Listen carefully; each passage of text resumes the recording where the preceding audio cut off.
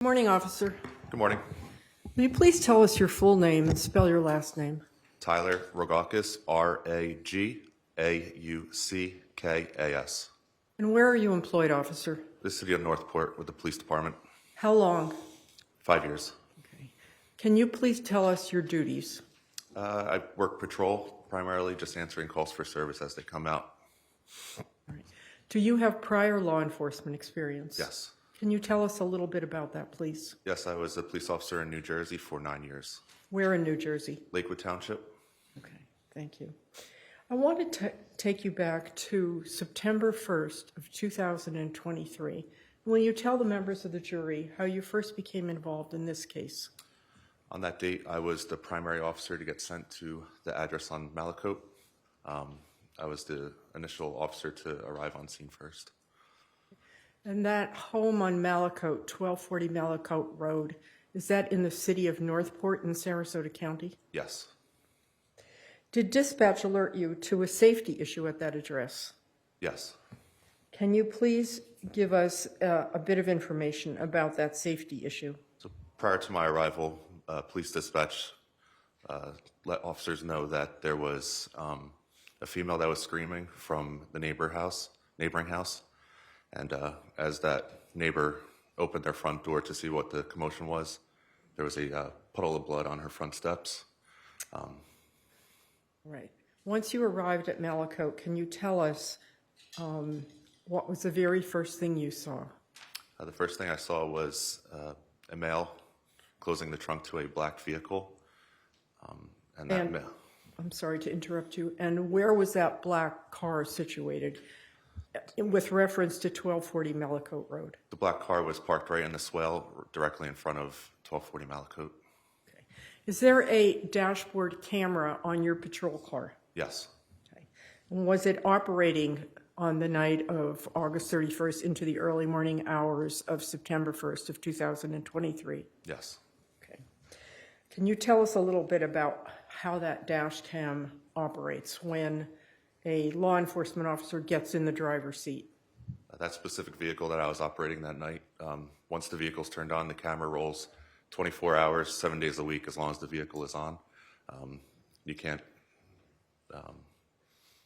turn it off or manipulate the camera in any way. In addition to the dash camera on your police car, were you also wearing a body camera? Yes. Was that regulation at the time and continues to be regulation with the city of Northport? That's correct. All right, thank you. And was the body camera also turned on? Yes. At the time this incident occurred? Okay. Now, when you turned onto Malakote and saw a person near that black car, did you have, well, I guess it's kind of redundant, but you were in a police car. Did it have the typical insignia and all of the authorized patrol vehicle distinctions on the car? Yes. Okay. Did it have jurisdictional markings displayed on the car? Yes. Okay. Tell us about the lighting on that street. Lighting was sporadic street lights, but fairly dark. And when you pulled up to this car, did you have your headlights on? Correct. Okay. Were you able to see the activity at the back of the car with your headlights? Yes. Did you illuminate that person further? Yes. How did you do that? I activated my high beams on my headlights, as well as takedown lights, which are affixed to the light bar. They're bright white LED lights. All right.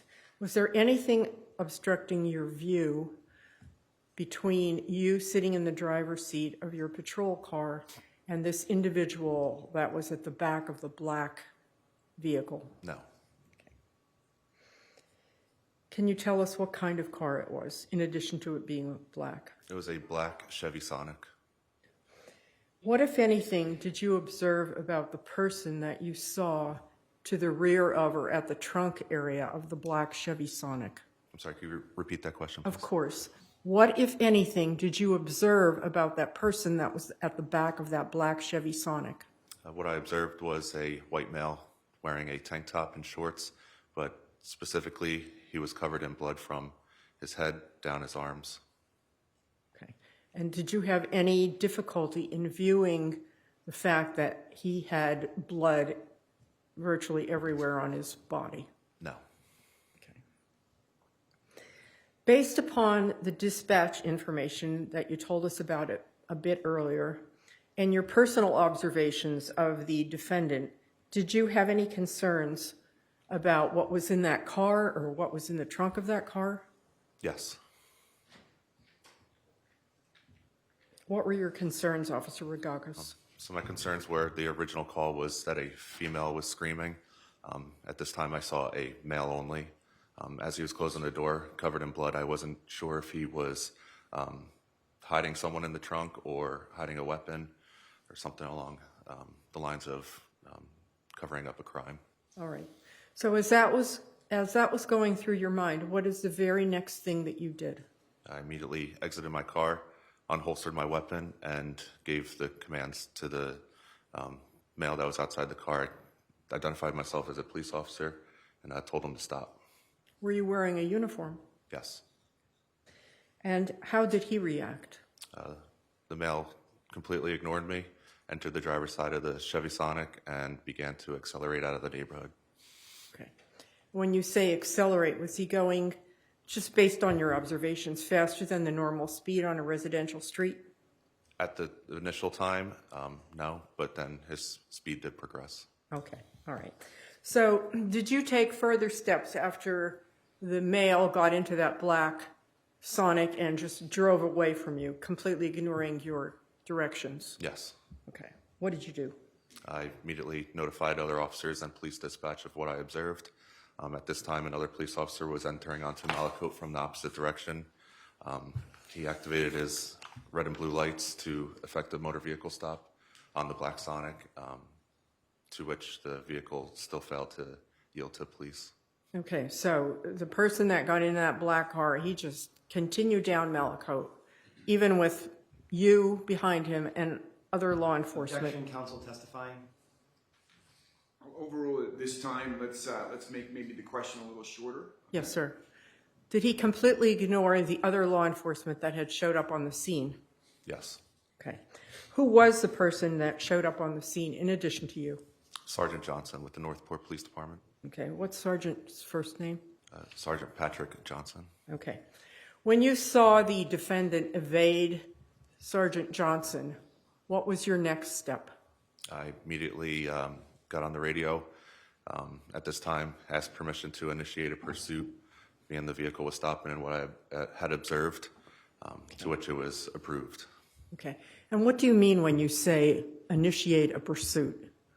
So when you initiate a pursuit, you have to identify who you are on the radio, reason for the stop, weather conditions, speed, and vehicle maneuvering of the defendant's vehicle. All right. And was that pursuit approved by your superiors? Yes. And did you continue on the pursuit with Sergeant Johnson?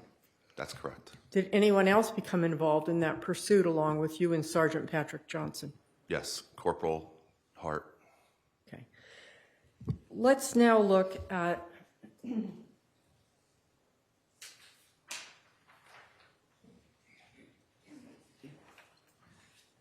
what's been pre-marked for identification as State's Exhibit number 3. Do you recognize this, officer? Yes.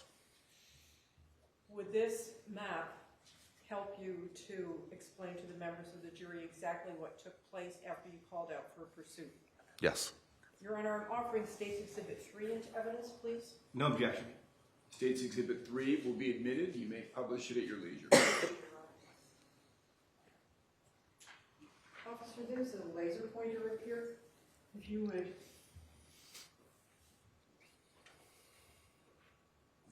use it while you're explaining. It's this little button right there. And you're going to have to multitask. So I want you to not only look at the screen behind you, but also speak into the microphone. So you're going to have to swivel your head back and forth to somehow make sure that you're heard by the members of the jury. All right? Yes. Okay.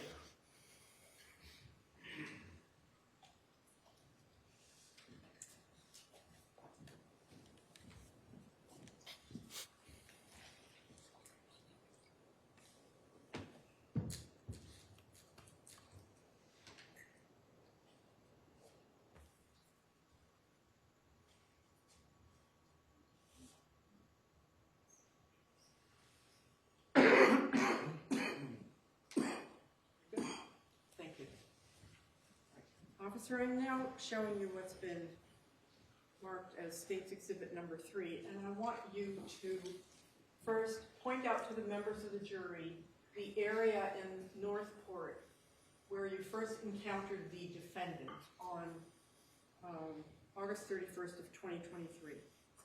So the address of 1240 Malakote is going to be in this general area. Okay, all right. So let's look at the Northport map, and can you point out? All right. So once the defendant started to flee from you and Sergeant Johnson and who was the other person? Corporal Hart. Corporal Hart. Can you show the members of the jury the earlier part of his flight? The earlier part of the flight was in this general area, which proceeded northbound past Toledo Blade Elementary School.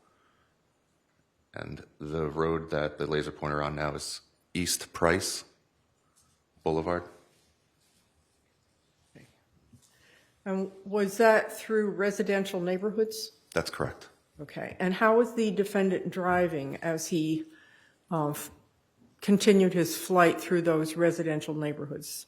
In the beginning, his flight was slowed driving, not too aggressive, but that pattern changed once we got onto East Price Boulevard and the defendant began to speed and drive recklessly.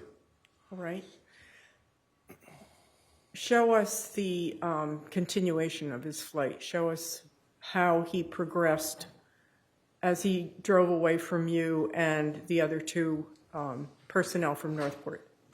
So as the pursuit continued west on East Price Boulevard, we approached Toledo Blade. Once on Toledo Blade, the defendant made a right to go northbound as we traveled. In this general area where the pointer is, the defendant recklessly changed lanes and began traveling northbound in the southbound lanes in the opposite lane of travel. At this time, Commander Brownie was in a white unmarked police car coming southbound in the correct lane of travel. This time the defendant almost struck Commander Brownie head on. All right. And what happened after that incident when the defendant was driving in the wrong lane? What did he do next? So after the defendant was driving in the wrong lane of travel, he made a lane change to go back into the northbound lane and continue northbound on Toledo Blade. Okay. After that incident there in Northport, did he take another main artery? That's correct. Where did he go? So the defendant traveled north on Toledo Blade, ultimately entering the southbound lane at 5 southbound. All right. And in which direction did he go once he was in I-75? Southbound in the southbound lanes. Okay. Are you able to show us with your laser pointer, just in general, how far he continued into Charlotte County on I-75? Yes, so the defendant traveled southbound, continuing southbound. So we got on the highway at exit 179. The defendant traveled all the way down to approximately this area, which is exit 170, Kings Highway in Charlotte County. What did he do then? The defendant exited I-75, made a left turn, and then made a second left turn, ultimately entering I-75 northbound at the same exit of 170. At this point, were there still 3 police vehicles following the defendant, you, Sergeant Johnson, and the corporal? That's correct. Okay. So with your, I want you to show the members of the jury what the defendant is doing now while Northport police cars are following him.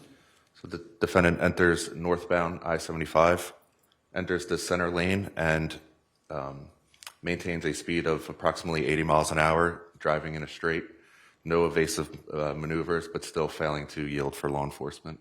Okay. And at this point, are your lights and sirens activated? Correct. Okay. I'm sure the members of the jury have heard police sirens before, but is the sound of a police siren loud enough to penetrate the cars that are near or surrounding the police car that that are letting out their sirens. Yes. What about the lighting? When you say the lights are activated, describe the kind of lights that are used to draw the attention of people to pull them over and stop. So police cars, they're equipped, Northport specifically, red and blue emergency lights, as well as white LEDs. So they're flashing very fast strobes. And like I said, they're LEDs, so they're very bright. And at nighttime, it illuminates the entire roadway. Okay. And how far in front of Sergeant Johnson's car? Was he in the lead? That's correct. Sergeant Johnson was the lead, and I was the second officer. So how far was the defendant in front of Sergeant Johnson's car? And you can give us an estimate, of course. Approximately 5 car lanes. Okay, thank you. And this is with the lights and siren just going? That's correct. All right, go ahead. So as we continued northbound on I-75, now we're back in the jurisdiction of Northport. This time we start radioing to surrounding agencies, specifically Sarasota County Sheriff's Office, as well as the Florida Highway Patrol. Okay, why did you get Sarasota County Sheriff's Office involved? At this time, we were passing all the exits to get back into Northport, and we were starting to approach and enter their jurisdiction. Okay, so were you soon going to be crossing over into the jurisdiction of the Sarasota County Sheriff's Office? That's correct. Okay, so once you involved those agencies to assist you, did you see their patrol vehicles as well? Yes. Okay, you can continue with your laser pointer, please. So approximately where my laser pointer is now is the jurisdictional boundary from Northport, starting into Sarasota County. The pursuit continued, still in the center lanes, northbound. Okay. And did Sarasota County Sheriff's Office assist in any way? That's correct. Can you tell the members of the jury exactly what they did? So where my laser pointer is now is I-75 and North River Road. It was at that approximate location where the Sarasota County Sheriff's Office deployed spike strips on the defendant's vehicle. Okay, tell the jury, what is a spike strip? Spike strip is it's a device that you throw into the roadway, and it punctures the tires to deflate them for a safe ending to a pursuit. And did that spike strip stop the defendant? That's correct. What happened after the defendant's car was stopped? So as we traveled through the intersection of River Road, still on I-75, the defendant's vehicle came to a slow stop on the right shoulder, just south of Jacaranda, Okay. approximately in this area. All right. And were you able to see that entire procedure, officer? Yes. Once the defendant's car stopped, what's the very next thing that happened? Northport police officers pulled behind the defendant, and at this time he exited the driver's side of the vehicle and began to run into the tree line. Thank you.